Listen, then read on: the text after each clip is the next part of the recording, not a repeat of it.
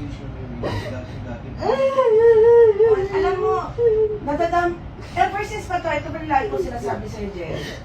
Lagi na lang nadadama yung pangalan ng anak ko. Kahit anong strive niya sa buhay, ayaw niya umutang, ayaw niya ganito.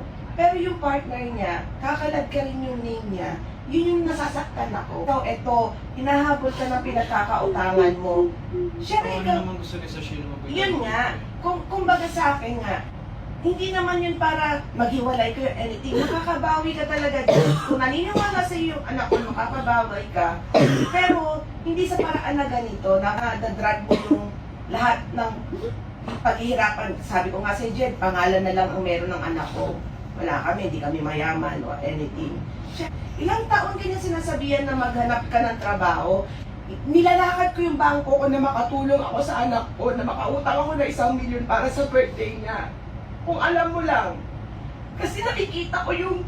Tita, tumutulong din naman ako. Kaya nga, Jed, kaya lang. Binibenta. Alam mo, Yung best ko nang sinabi, magtrabaho ka, Oo. mag-business ka. Tatanggap ko naman po, alis na nga po ako ngayon. Diba? kasi hindi yun eh, Jed. Hindi yun natanggap ko, aalis na. Hindi ganun, Jed. Alam mo, dapat Hindi kasi nakikita yung araw-araw na ginagawa ko. Nakakapaglaro ka nga ng computer eh. Ang taon niya na sinasabi. Kaming dalawa na lang Hindi, po. ilang taon ka na sinasabihan ng anak ko? Itatanggap ko na nga po. Ano po ba gusto mo i-point? Ang i-point ko marami, Jed. Hanggang ngayon, pinoprotektahan kita sa anak ko. Kari, ginusto mo yan, Jed. Hindi ginusto ni Sash na yan. Ginusto mo yung nangyari sa'yo. Alis na nga po ako eh. Nakakaawa yung anak ko. Promise. Nakakaawa. Imbis na ikaw yung makakatulong.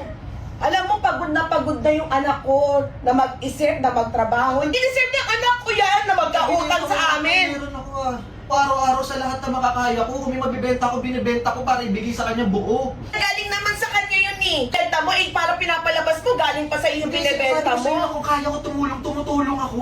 Kung meron ako inaabot ko kahit walang matira sa akin. Natural yun, Jed. Na kung kailangan sabihin niya sa anak ko at ipamuka. Oo, pati anak ko nadadamay. Bakit si Steven, nadadamay yung anak ko. Putang ina, alam ba nang nangyari? Pupuntahan siya rito ng mga ibang tao para singilin si Sasha sa utang mo? Nga hanggang ngayon, May 1 to 3, sabi niya, hindi ka pa nagbabayad. Pag hindi siya nakabayad ng 250,000, sabi mo ba kay Sash na kung anong gagawin ni Steve pag hindi ka nakabayad? Inamin mo ba kay Sash na yun? Hinihintay kita. Ilang buwan na akong hinintay, pero hindi ka nagiging totoo sa anak ko. Babayaran ko yun, ba't aabot dun? Dahil sabihin mo kung anong mangyayari. Bakit hindi mo inamin sa anak ko? Ako hindi ko masabi sa anak ko dahil ikaw ang kami karapat na magsabi nun. Pero alam mo na sabi ni Steve, kukuhanin niya yung sasakyan mo. Kukuhanin lahat ng kay Wala siyang Sashna. sinabi sa akin ganyan. Oh, tinan mo? Wala siyang sinabi sa Kung akin anong meron si Sashna, kukuhanin niya. Bakit nakukuhanin? Oh, syempre, siya ang nakalagay doon sa cheque. Siya ang nag-garantor sa'yo. Ganun ang ginawa mo kay Sashna. Anong magagawa ng anak ko? Nag-garantor siya. Pangalan niya nandoon. Nasabi mo ba sa anak ko yon? Tita, babayaran nga po yun eh. Ba't ko sasabihin kung babayaran ko naman? Inang bayad na yan, 2 years na yan sa kanya. Kung binayaran mo yan, nung nagka-1 milyon ka, binayaran mo siya na 1 milyon. Binayaran ko siya 500k, tita. Nung sinabi sa akin ni Steve yan, sabi ko kay Steve, hindi pa pala si Sasha yung sinasabi mo, sige, magkaharap na lang tayo ng demanda na lang tayo, Steve. Pero ang masasabi ko lang sa'yo, walang kinuha yung anak ko sa pera kay Jed.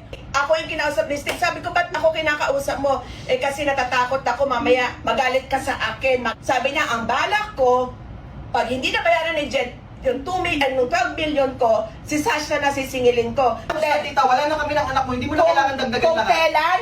Kung kailan mapapahamak ng anak ko, tsaka mo sasabihin? Bakit papapahamak? Eh, hindi mo mga mabayaran, Jen! Kausap ko nga lagi. Lagi mong kausap pero hindi mo mabayaran! Tangina! Umalis ka na!